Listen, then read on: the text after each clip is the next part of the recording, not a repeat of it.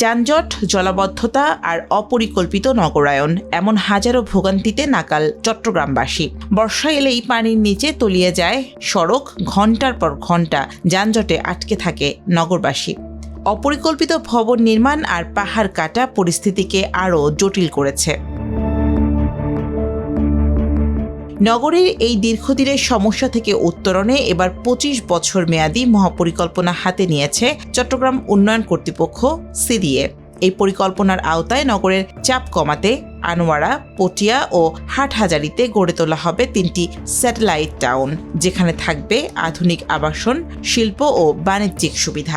আমরা স্যাটেলাইট টাউনগুলো করার মূল কারণ হচ্ছে যে আমরা চট্টগ্রাম শহরের উপর চাপ বাড়ছে, এটা একটা বাণিজ্যিক রাজধানী। আমরা বাণিজ্যিক রাজধানী আমরা এখন মুখে বলছি, কিন্তু প্রকৃতপক্ষে এটাকে বাণিজ্যিক রাজধানী করে গড়ে তোলার জন্য আমাদের ব্যাপক কর্মপরিকল্পনা আছে। এতে দেখা যাবে চট্টগ্রামের জনঘনত্ব আরও বেড়ে যাবে যদি আমরা আর কয়েকটা স্যাটেলাইট টাউন করতে পারি এবং সেখানে নাগরিক সুবিধাদি করতে পারি, তাহলে চট্টগ্রাম শহরের উপর চাপটা কমে আসবে। শুধু আবাসন নয়, জলাবদ্ধতার অভিশাপ থেকে মুক্তি দিতে পরিকল্পনায় রাখা হয়েছে বড় উদ্যোগ। ২০৪০ সালের মধ্যে নতুন ড্রেনেজ চ্যানেল নির্মাণ এবং ৫৯৪ কিলোমিটার ড্রেন পুনরুদ্ধারের লক্ষ্য নির্ধারণ করা হয়েছে। আধুনিক প্রযুক্তির মাধ্যমে ড্রেনেজ ব্যবস্থায় যুক্ত হবে আইওটি ভিত্তিক সেন্সর ও স্বয়ংক্রিয় শিল্ড ট্র্যাপ, যা দ্রুত ময়লার প্রতিবন্ধকতা শনাক্ত করতে সক্ষম।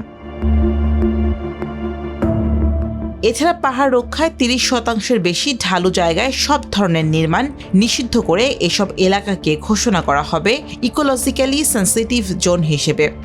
দক্ষিণ চট্টগ্রামের সঙ্গে যাতায়াতের ব্যবস্থা উন্নত করতে কর্ণফুলী নদীর ওপর কালুরঘাট সহ আরও ২টি নতুন সেতু নির্মাণের পরিকল্পনাও রয়েছে। প্রকল্পের বাস্তবায়নের অন্যতম প্রধান উদ্দেশ্য হচ্ছে দীর্ঘদিন ধরে যে চট্টগ্রাম মহানগরকে যে বাণিজ্যিক রাজধানী বলা হতো, কিন্তু সেই অনুযায়ী কিন্তু এখানকার ডেভেলপমেন্ট কিন্তু ওভাবে কখনো হয়নি।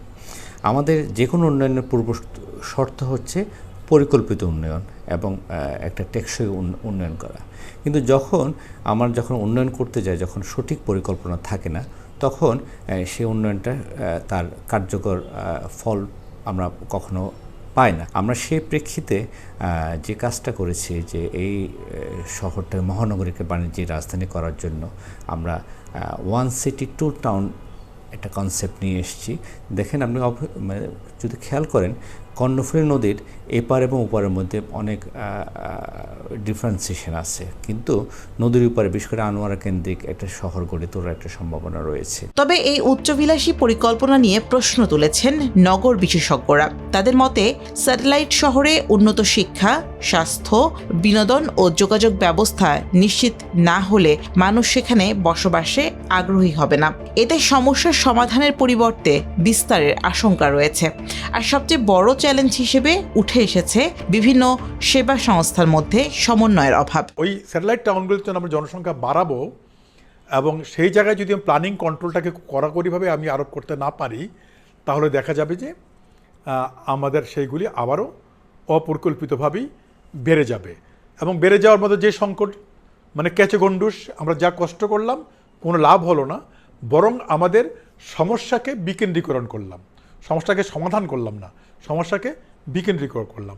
সেই জায়গায় মানুষের বিদ্যুতের চাহিদা থাকবে, গ্যাসের চাহিদা থাকবে, তাকে সুপেয় পানির চাহিদা থাকবে, অন্যান্য নাগরিক জীবনের, এবং এগুলি যদি করতে হয়, এগুলি করার জন্য প্রয়োজন হচ্ছে এই ইউটিলিটি সার্ভিসগুলিকেও মাস্টার প্ল্যানের মধ্যে সমন্বিতভাবে নিয়ে আসা, এবং ইউটিলিটি সার্ভিসগুলিকে মাস্টার প্ল্যানের সাথে সমন্বিতভাবে আনার কোনো উদ্যোগ এই মাস্টার প্ল্যানে নেই, বরং হালকাভাবে তাদের কর্তব্য নির্ধারণ করা হয়েছে এবং তাদের মধ্যে কোনো বাধ্যবাধকতা নেই।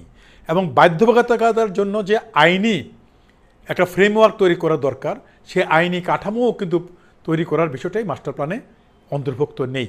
সেই তো আমার মনে হয় যে অনেকগুলি সংস্থা মানুষের সেবার জন্য কাজ করে, প্রায় চট্টগ্রাম শহরে এখন ২৮-২৯টা মন্ত্রণালয়ের সাথে কাজ করে। কোঅর্ডিনেশন কমিটির করার কথা বলা হয়েছে। আমি বলবো এই coordination committee this a bogus term. এই কোঅর্ডিনেশন কমিটি কোনো কাজ হবে না, চা নাস্তা খাওয়ার একটা ব্যাপার হবে, মাঝে মধ্যে একটা পিকনিক মোটে কিছু মিটিং হবে, বড় বড় আলোচনা হবে, সবাই আশ্বাস দেবে। তারপর যেমন ওয়াসার লোক বললেন, হ্যাঁ আমি এই সময় রাস্তা কাটবো না, আমি এই সময় এখানে এত মানুষের পানি দেব, তারপর সে এসে কি বলবে, তার পরিকল্পনা বা চিন্তা ভাবনা সে পাঠাবে মন্ত্রণালয়ে। সেই মন্ত্রণালয়ে সারা দেশের সাথে চট্টগ্রামকে যেহেতু মফস্বলীয় দৃষ্টিভঙ্গিতে দেখে ঢাকাতে যারা অবস্থান করে, সেই তো মন্ত্রণালয়ে সে ফাইলটা পড়ে থাকবে এবং মন্ত্রণালয় থেকে যখন অনুমোদনটা আসবে দেখা যাবে তার আগে সিটি কর্পোরেশন নতুন করে রাস্তার কাজগুলি মেরামতের কাজটা সম্পন্ন করেছে। তাহলে এই যে সমন্বয়ের কথাটা বলা হচ্ছে, এটা কাঁঠালের আমসত্বর মতো। তবে সিডিএ বলছে তদারকি বাড়াতে ড্রোন প্রযুক্তি ও 3D নগর মানচিত্রের মাধ্যমে পুরো মহানগরীকে 6টি কৌশলগত জোনে ভাগ করা হবে। এর মাধ্যমে যত্রতত্র ভবন নির্মাণ ও পুকুর ভরাটের মতো অনিয়ম রোধ করা যাবে বলে আশা সংশ্লিষ্টদের। চট্টগ্রামের এই মহাপরিকল্পনা কি বদলে দিতে পারবে নগরবাসীর দীর্ঘদিনের ভোগান্তি, নাকি আগের মতোই থেকে যাবে কেবল কাগজে কলমে? সেটি এখন বড় প্রশ্ন।